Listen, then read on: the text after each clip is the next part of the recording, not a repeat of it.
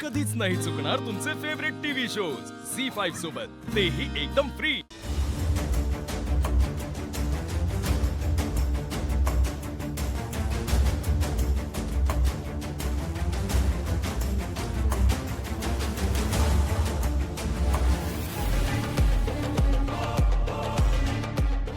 ऐश्वर्या, नाही, ऐक एक मिनिट। मी मॉम, राजकुमार दादा आणि नील मुंबईच्या प्लांटला जाऊन आले। आपण प्लीज नंतर बोलूया, माझं जरा डोकं दुखतंय। मॉम, पण हे महत्वाचं आहे। आपल्या मुंबईचे ऍडमिनिस्ट्रेशन त्यांनी सारंग आणि सावलीच्या सारंगच्या लग्नाबद्दल त्यांनी रिसेप्शन पार्टी द्यायचं ठरवलं आणि त्यांनी मुंबई आणि तुम्ही अप्रूव्ह करून आला, काय गरज आहे?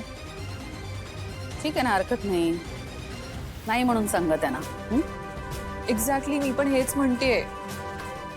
ऐश्वर्या, अगं ते मेहता साहेब सिनियर बोर्ड मेंबर आहेत, त्यांचं ऐकायला हवं। हे मेहताजी जरा जास्तच पुढे पुढे करतात, काय गरज आहे त्यांना एवढं? ऐश्वर्या, तुला काय वाटतं हे आम्ही मुद्दामून करतोय? आम्हाला माहित नाहीये। आणि ते वर्कर्स, त्यांना काय माहिती आपल्या घरी काय चाललंय ते? वर्करची सेंटिमेंट जपणं आपलं कर्तव्य आहे। त्यांचे सेंटिमेंट्स गेले खड्ड्यात। नाही सांगणं हाऊ डिफिकल्ट इज दॅट? मग असं नाही करता येणार।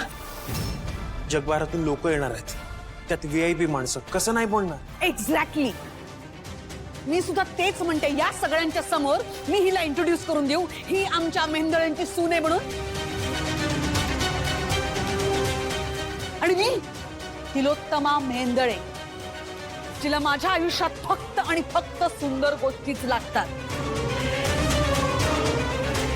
इम्पॉसिबल। बघ आता तू सांग, मी काय उत्तर देऊ? मला काय माहित, कॅन्सल कर, नाही म्हणून सांग।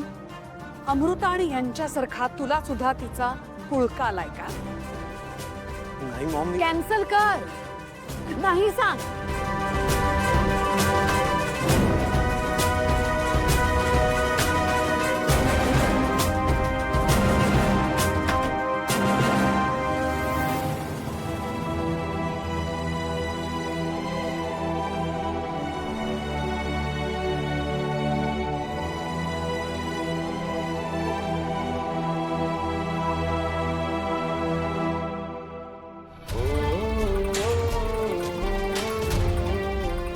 तिलोत्तमा, सारंगचं जे कफलिंग हरवलं होतं ना, ते या सावलीने चोरलंय।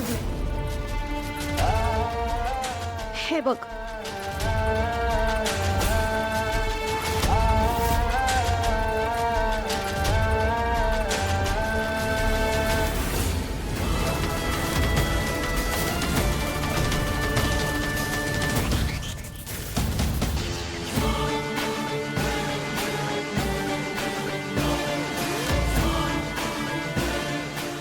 सारंग,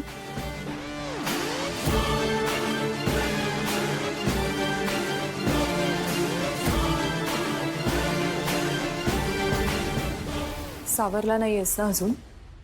सावरण्याचाच प्रयत्न करतोय।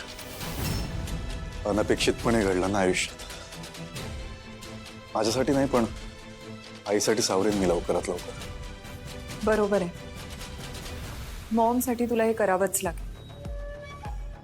ऑफिसला जाण्याची तयारी दिसती।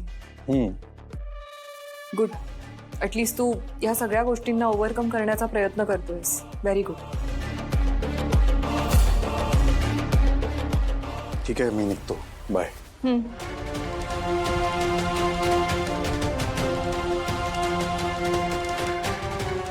अस्मीची काळजी वाटते मला।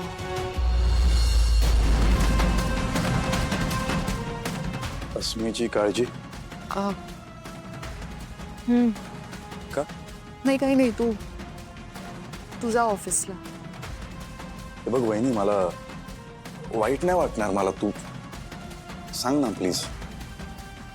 हे बघ सारंग, तू ऑलरेडी सफर करतोयस, स्ट्रेस्ड आहेस, त्यामुळे आता तू ऐकण्याच्या मनस्थितीत आहेस की नाही मला माहित नाही। म्हणजे तुला सांगू की नको?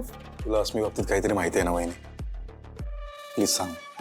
मला बरंच काही माहिती आहे, नाही म्हणजे आधी मलाही ती आवडली नव्हती, खटकली होती, पण काही गोष्टी नंतर समजल्या. पण एक गोष्ट कन्फर्म आहे सारंग, अस्मीचं तुझ्यावर मनापासून प्रेम होतं.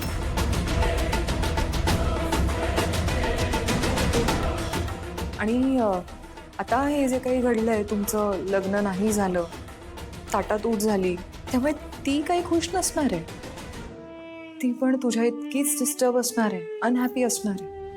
जगन्नाथने तिला प्लॅन केलं होतं माझ्या आयुष्यात वहिनी. आणि ते तुम्हाला पटलं? जगन्नाथने एक गोष्ट सांगितली आणि ते तुम्हाला पटलं का? चल एक वेळेस एक्सेप्ट करूया, ती कोण आहे ती सावली. तिच्या आयुष्यात त्याने एक मुलगा आणला, लग्न ठरवलं, फसवलं, एक्सेप्टेड. अस्मी, कशावरून त्याने अस्मीला किडनॅप केलं नसेल आणि आपल्या समोर एक स्टोरी पोर्ट्रे केली की मी अस्मीला सारंगच्या आयुष्यात पाठवलं, प्रेमात फसवलं, लग्न करायला भाग पाडलं. कशावरून हे खरं आहे? अरे ज्या माणसावर मॉमने आयुष्यभर विश्वास ठेवला, तो माणूस आयुष्यभर मॉमचा विश्वासघात करत आलाय आणि त्याच्यावर आपण विश्वास ठेवायचा का? अस्मी खरी असणार आहे, रादर ती खरी आहे. लग्नादरम्यान आमचं बॉन्डिंग झालं तेव्हा मी तिच्या डोळ्यात पाहिलंय, तिच्या डोळ्यात तुझ्यासाठी फक्त आणि फक्त प्रेम होतं.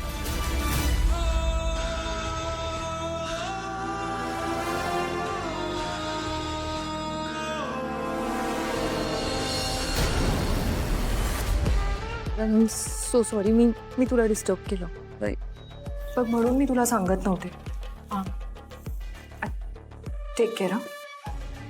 तर तू एक काम कर, तू ऑफिसला निघ, माइंड डायव्हर्ट कर तुझं. मी आलेच, एक्सक्यूज मी.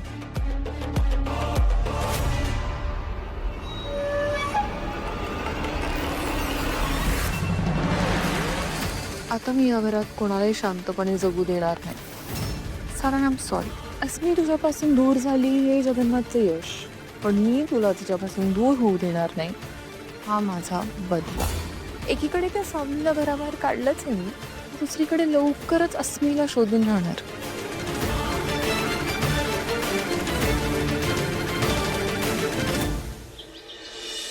साऊ, तू तिकडे गेलीस खरं, पण इथे एक मुलगा वेळेवर गोळ्या घेत नाही.